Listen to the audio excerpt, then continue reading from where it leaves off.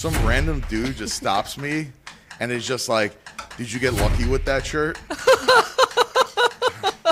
Is definitely like one of those heavy topics. So I think it is important for us to speak about it and put our thoughts out there.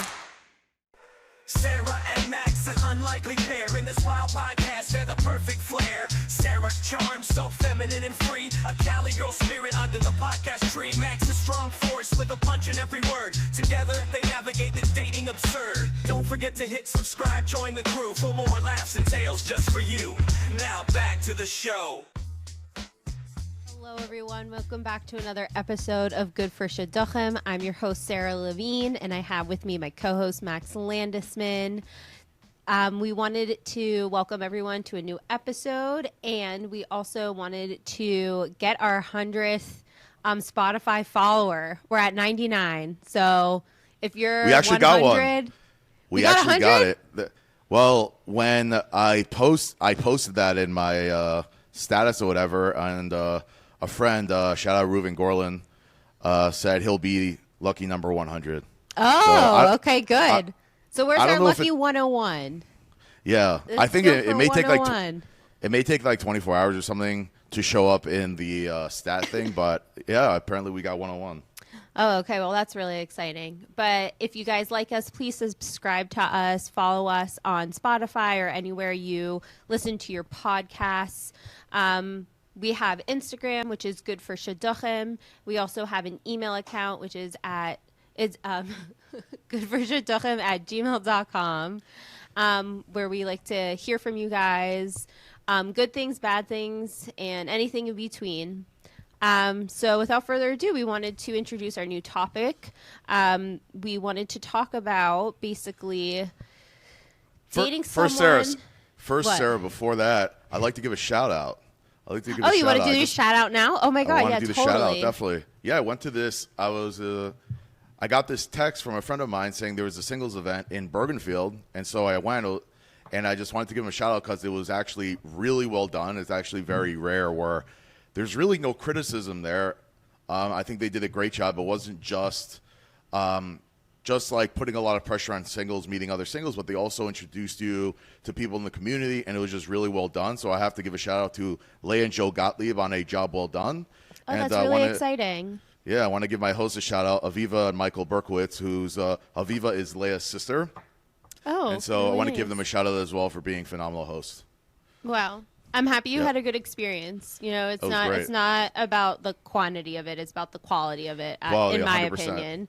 So it's nice that you just had a really overall good experience and a good time. That's really, and also, wasn't it free? It was a free Shabbaton? Yeah, it was, and it was just so good. Good. Again, like it's very, like I really have nothing bad to say about it. It was just very, very good. A lot of people got to meet each other, and it was really well done. Everything was very thought out. And it was just very organized. Leah does a really good job. I told this to her in person. I'm like, she has phenomenal organizational skills. I've been to events, once or twice before, more like 1,000 times, and this was definitely more on the organized side than a lot of.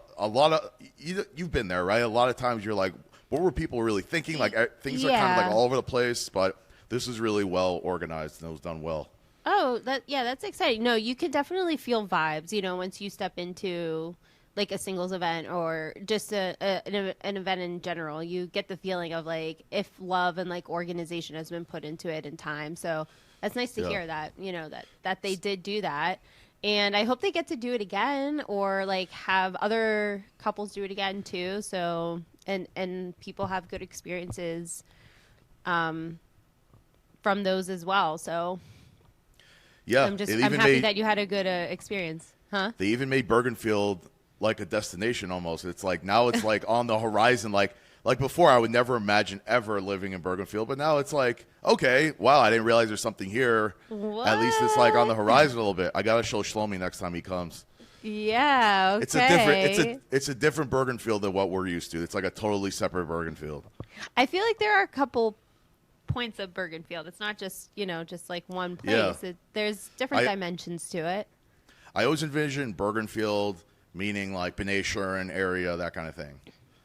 But Well, anyways, it sounds like it was a good experience overall. I'm very happy to hear that. it was very good for shidduchim. Good. I'm happy. Yeah. I'm happy to hear it was good for shidduchim. Speaking of Yep. shidduchim, should we get into our topic for We should. this episode? And Yeah. and we want to thank our friend Eitan Richter for coming up with a great topic. I think, I feel like a lot of people have been thinking about this topic, and he just kind of slid it right into our thoughts. But we wanted to speak about people being definitive about moving to Israel.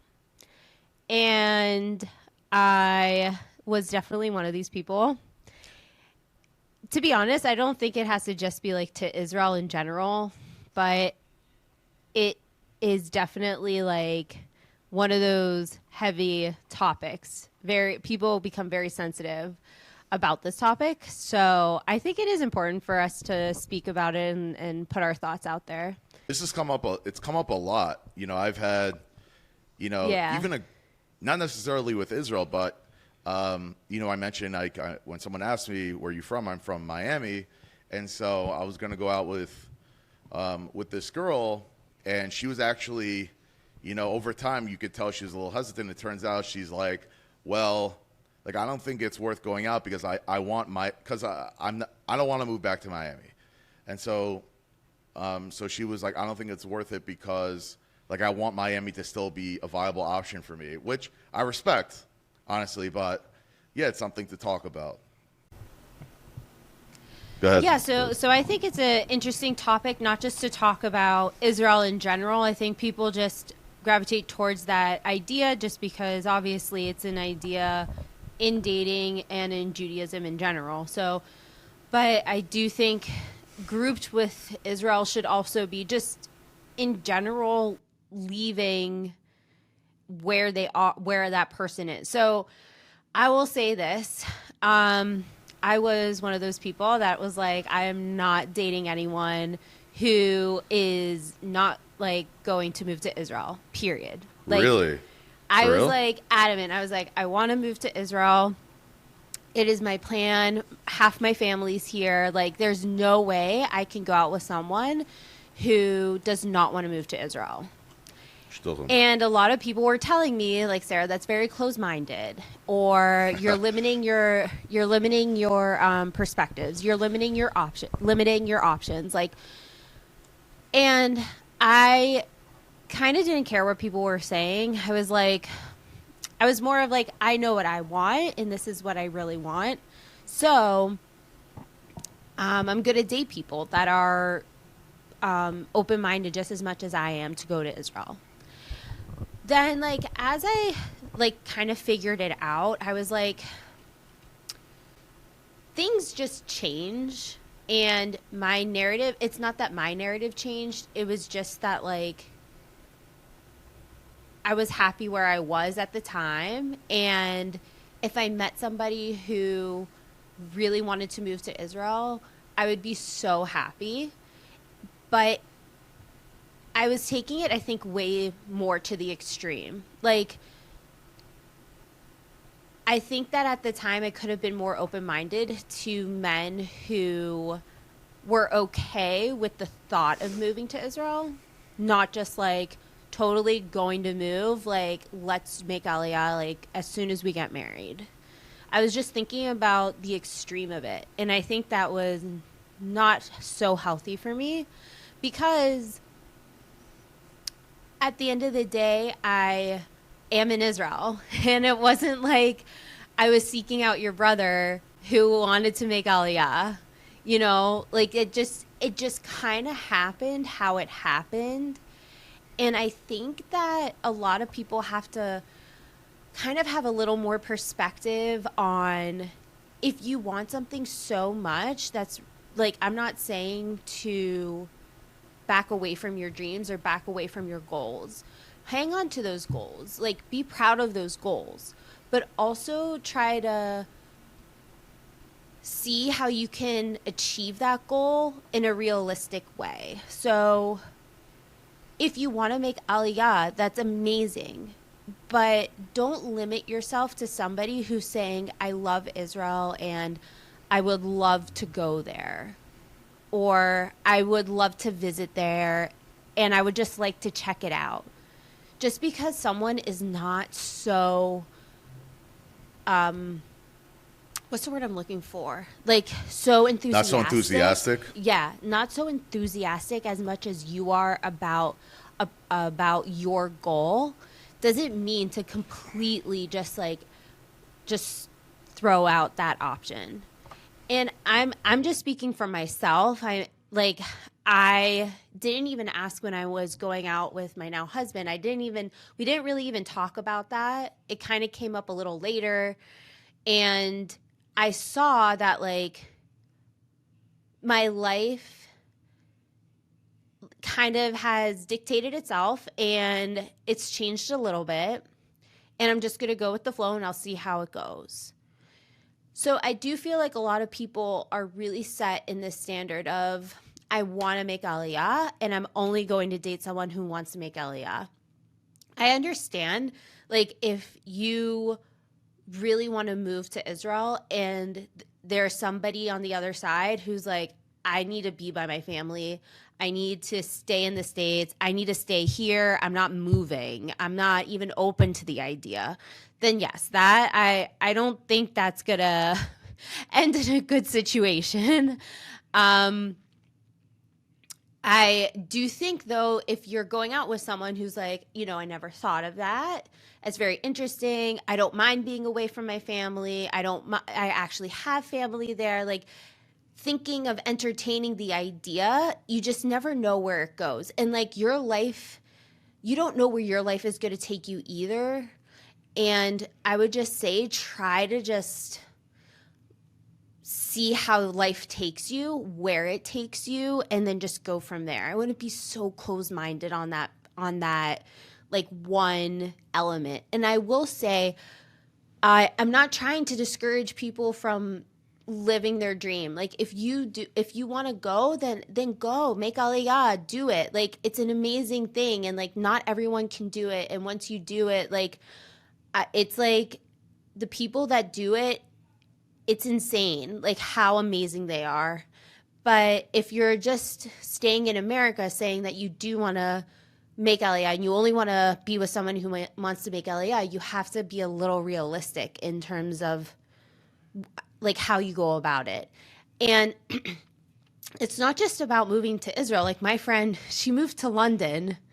Like she's not married, like totally single, just moved to London on her own because she wanted to get away from America. There was a lot of opportunity there for her and she just did it. And I was like, that's amazing. Like that was one of her goals and she met those goals and she like, good for her, for doing it single. And like, she was amazing at her job and she thrived there. And I think that you just have to just understand that like life takes you different places and you can't just be stuck with one mindset and be so rigid in that mindset.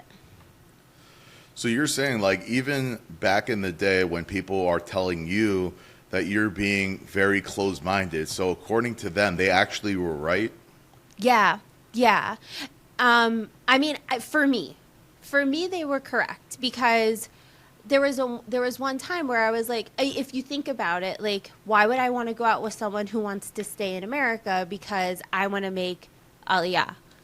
Okay. So, but then I was thinking like, how do I know that like maybe one day the guy I'm dating will change his mind and be like, I don't want to make Aliyah, or like I have to stay here for family, or I have to stay here for my job.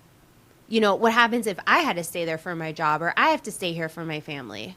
It was more like I never knew what life was going to put in my way. So why limit myself to a decision that I can make like either with a partner or down the road? It doesn't have to be this rigid decision. It was more of like, I'm very Zionistic and I grew up in the B'nai Akiva world, and the love for Israel is definitely there.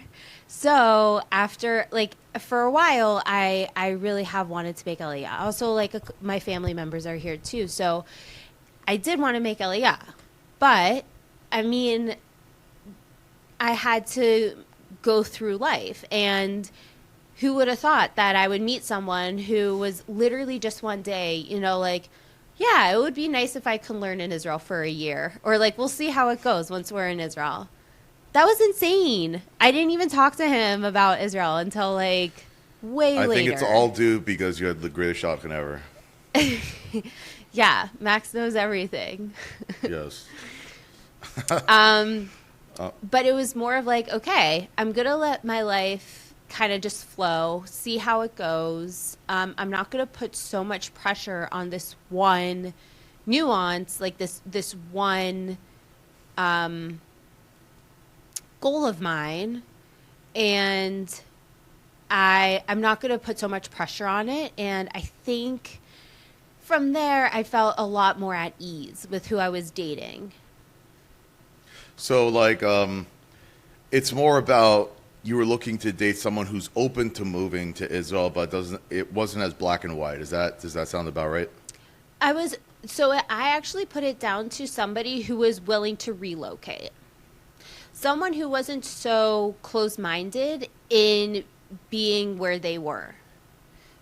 Because once somebody is more open-minded to moving, I feel like that's more realistic. Like, sometimes it's hard to just be like, I want to stay where I am. Well, what happens if financially you can't? Or what happens if, you know, there are different things that come up in life and you have to move? Like, I think there had to be some flexibility with whoever I was dating. So I just wanted to make sure that the person who I was dating, like, wasn't so fixated on just staying in one spot. And I will say, like, you never know who you're going to marry, or you never know when someone's like, I actually have property in Israel, or I have a lot of family and I go 4 times a year. You know, I'm not saying to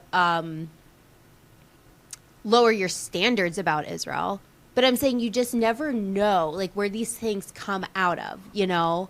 Or somebody could say, like, oh yeah, actually I made Aliyah like about 5 years ago, but I've been living in the States now for about, you know, a couple years, and I do want to go back one day. And that just, like, comes up in, like, regular conversation, not necessarily like the number one thing on the resume that came up, you know? I think that, like, a lot of people put so much emphasis on this and, like, become so rigid that it's hard for them to live their life, and it's hard for them to date people outside of what they're thinking because it's such a focus. And I feel like when you broaden that focus, you can start to date other people that, like, just because it doesn't say wants to make Aliyah, you know, in bold, doesn't mean that, like, they don't have connection, or they don't want to go eventually, or there's not ever going to be an opportunity. Right. I mean, like, we could talk about, you know, someone that we both share a mutual friend who absolutely is part of his plan is to move to Israel, and sooner rather than later. Like, hardcore, I'm moving to Israel, screw everyone, Israel's everything, right? I mean, like, but what about that guy? That guy, I mean, like I do feel like it would be a waste for him to go out with someone. Are you saying more like it's not as much of a waste to go out with someone who's more like, you know, I'm open to that, but I'm not, like, you know, rah about it? Or if, like, what are your thoughts on that? I'm just saying, you never know. You literally never know. Like, if you're dating someone and they're like, okay, like, Israel sounds nice, but not for me. Okay, so then maybe, yeah, that person really isn't for you. Or you never know. Like, they could be like, it sounds nice, I haven't really even thought about it. Maybe I'll go, you know, for Sukkot, and I'll see how it goes. And, like, maybe they'll become reconnected. Like, it's just hard to tell, like, at this one place in time, is this person want to make Aliyah? Yes or no? maybe you've gone out with someone and they haven't even like thought about it, you know? Maybe they're just not at the same place as you, or they want to make Aliyah, but like for different reasons, you know? And I don't think it just expands to Aliyah. I think it's also like relocation, like in general. Like when you want to have, like, when people want to relocate, I think that's not it. Like I said before, like it doesn't show, it shows like more flexibility with relocation of anywhere, you know? So, I mean, but you have those people that are like, I'm not leaving. There's no way. I'm staying where I am. Okay, so they're set in their ways there. Yeah. So, what would you recommend for a guy like that? Like, instead of just looking for, well, she's got to commit to moving to Israel, otherwise I'm not interested. Is it more about, like, if they're open to relocation, like, okay, let's date for a while and see where it goes, and then figure out relocation if it comes to that? Is that more your approach? Yeah, I think you should. I mean, I think you should date someone and see how it goes. I don't think that the forerunner should be, I'm going to make Aliyah tomorrow, so are you going to come with me? Right. That's a lot of pressure on another person, you know? Like, It is a lot of pressure. It's a lot of pressure, and it's a lot to think about, especially if the person hasn't really thought so much into it, you know? But I mean, like everything, it takes time, but I just don't think like life is that rigid and life is that inflexible for somebody to just happenstance to come across somebody who's like, you know what, I would really love that journey for us together. Were you really that black and white when it came to your dating life? Like, you would ask, like, are they going to make Aliyah? Like, if they said, like, was it more like that? Like, hypothetically, if it came across Shlomi already said this, like, if it came across Shlomi as a normal shidduch process, like, he just got your resume, he said this, he's like, absolutely not. Like, what I saw on your resume was not you at all. Like, it was totally not you, which is why I'm so against shidduch resumes, because they're not done well. And it's just better to, I think word of mouth is much better, but would Shlomi have said no based on how you approach, like, well, is he going to move to Israel? Like, you know. Would Shlomi have said no, or would I have said no to Shlomi? Either or. I didn't even ask who was setting us up between you and this other person. I didn't even ask her if he was interested in Aliyah, because I was like, you know, I'll just see how it goes. Like, I'll just see how it goes. If it's supposed to be, then we'll have a mutual understanding. And to be honest, like, Shlomi wasn't like, yeah, let's make Aliyah. This is amazing. It was more of like, he really wanted to learn for a year, and now we're here and we're like seeing what our options are, you know. Right. So it's not like it's not like we started off like, yeah, we both want to make Aliyah and we're going to make Aliyah right now. It was more of like, I really am so happy to move to Israel, and he was happy to move here and learn. So, I mean, we'll see how it goes. But again, like, I guess, yeah, if I was really rigid about it and I really wanted to make Aliyah and I really was like, you know, I'm making Aliyah no matter what, and Shlomi was on the other end being like, I don't know, I'm here and I'll see, and I'm not so sure, then maybe I would have said no. But here we are, so. That's fascinating, because, yeah, I think you may actually be opening up people's minds a little bit as far as being willing to go out with someone they may not have gone out with before, simply because they weren't as rah-rah about moving to Israel than you were. Right. I mean, I'm not trying to change anyone's mind. I'm just trying to put in my perspective, just another, and hopefully yeah, just a people different resonate idea with it. Yeah.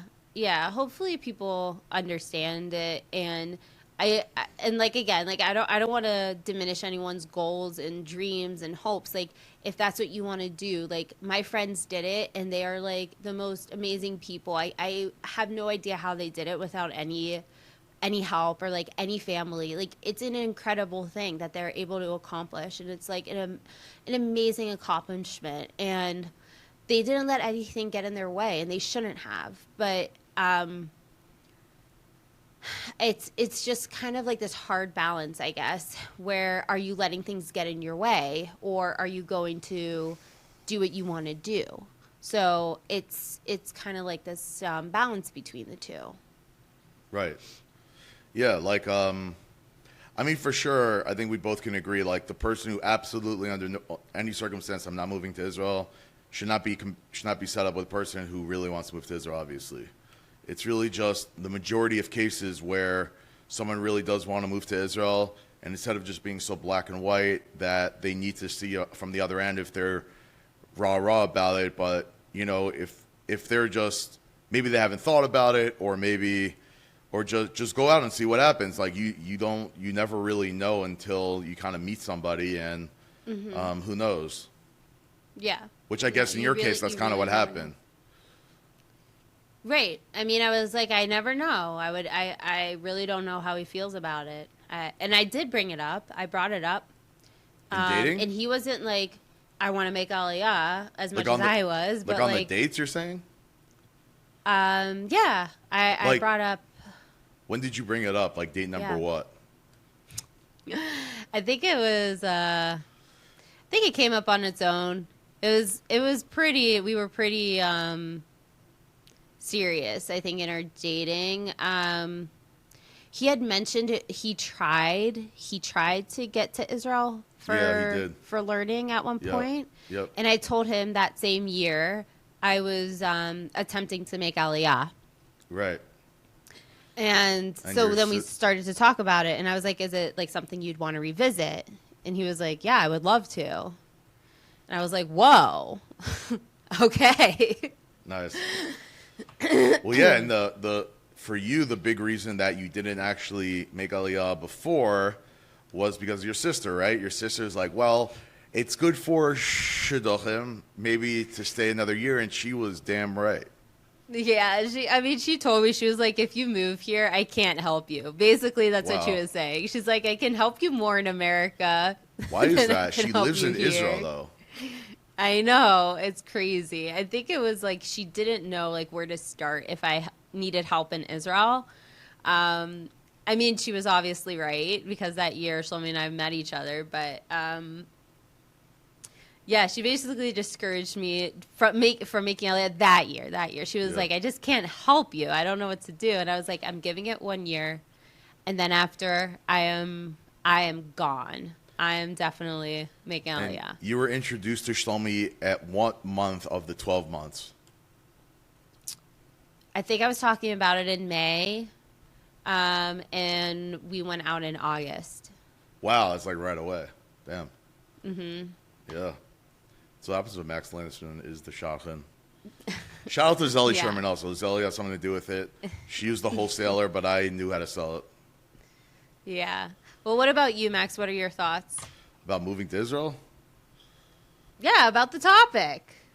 I don't know. Like, if a girl is, like, so adamant about moving to Israel, like, I couldn't see going out with her, though. I couldn't see myself going out with her. Right. I don't know, like, we'll see. I'm coming in November. The fact that you guys went definitely makes it easier for me to even fathom moving to Israel. But, like, it was never really on my horizon.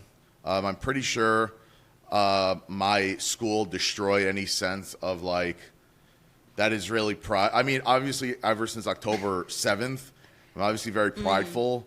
But, like, I'm not like the Israeli rally type of guy, because whenever they used to do these rallies, they used to like take us out and just march somewhere. They never, in Miami, it was like a gazillion degrees outside. They never told us where we're going. So I just always remember being kind of pissed. There was like no water. I was dying. So like, that's what I remember from doing a rally. So I don't like rallies that much, whatever. That sounds absolutely horrendous. So like, I know you went to B'nai Akiva and you feel like, oh, I got to move to Israel. Like, I have zero I don't think it's a good thing. Like I think, but I do blame my school because they sucked at when it came to this kind of thing. But I don't know. Like if a girl like absolutely wants to go, like I couldn't see myself going out with her because I don't want to ruin her plans. But like if she's like, yeah, I think it would be cool one day, but like I'm not like I'm gonna go visit in God willing in November. So like. I haven't been back since yeshiva, which has been, I don't even know how many years that's been. Yeah, that's crazy. It's a long time. That's crazy. So, like, I don't know. We'll see what it's like when I go back or whatever. I'm sure, right. All indications point at having a good time and having a good experience in Israel. So, I don't know. We shall see. But that's my take. Like, if a girl's, like, so set out on making Aliyah, I just couldn't see myself with her. Yeah. I understand. I mean, like, that's definitely understandable. Why would you waste your time if she's like, I really am going to move to Israel, and that's something I really want to do, and you're like, okay, well, I'm not so sure, like, in general about it, then, yeah, I understand. Those are just two polar opposite ideas that are just never going to work. But if you were like, oh, yeah, I've thought about the idea for a little bit of time, and, like, when I go to visit, I really enjoy it, and I would love to go and, like, see what it's like to live there, then I'm like, okay, yeah, that's great. Just because you're not on the same level of enthusiastic as the other girl doesn't mean, like, she should, in my opinion, you should just drop the guy. But in this situation where there's two extremes, then yeah, that's just a waste of both of your time, and you don't have to force anything that doesn't need to be forced. Right. Shidduchim. All right, guys. Well, thank you so much for listening. Hopefully, I didn't speak too much about this topic. If you liked what we had to say, please like our page, subscribe to our page. Leave us a comment, email us, goodforshidduchim@gmail.com. And we do have merch now. The description and the link is in the description down. It's in the description. Sarah. The description is in the link, which is in the description. The description is in the link of the description. So, guys, check out our merch. Max has a shirt already, and he wore it camping. Yes. So, it is great camping gear, if you're into that. By the way, you want to hear the funniest story? You want to hear the funny story? Yeah. So when I wore it, I wore it to like this lake, whatever. Literally, there's like no Jews around. Some random dude just stops me and is just like, did you get lucky with that shirt?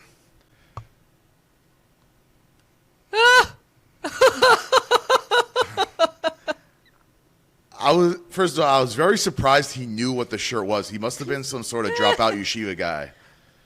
But like, he knew exactly maybe he listens to the podcast.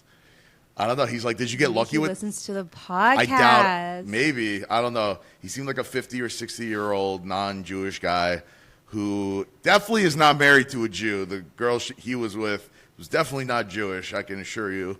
99% maybe he was sure. insinuating something, Max, about the shirt. What? It's good for shidduchim. I don't know. Yeah.